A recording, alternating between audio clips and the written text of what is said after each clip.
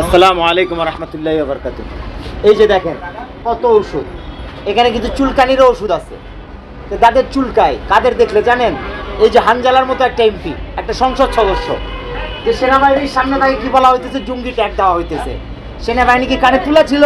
না।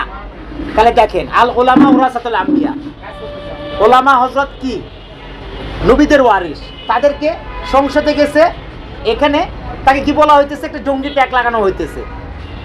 এই যে আলেমোলাম দেখলে যাদের চুলকায় না, এই তাদের জন্য দেখেন দোকান ভর্তি চুলকানির ওষুধ। আসলে এই চুলকানিটা আজ থেকে না, অনেক আগের থেকে চলতেছে বাংলাদেশে। এই চুলকানিগুলো থাকলে আপনার সফলতা কখনো পাবেন না। আমরা ইতিহাস পাতিহাস এগুলো ঘাটতে চাই না।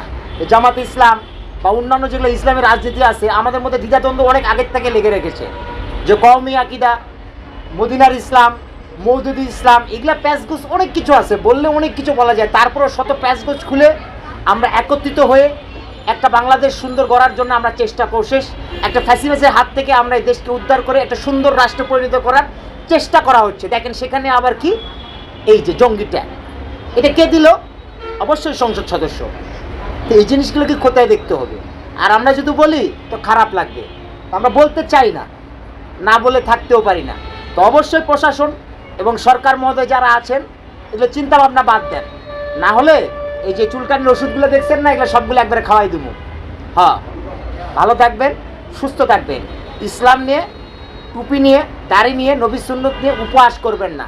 একদম সাইলেন্সার দিয়ে পিড়াইতে পিড়াইতে সংসদ থেকে না, দেশ থেকে তাড়াই দেবো। ঠিক আছে না?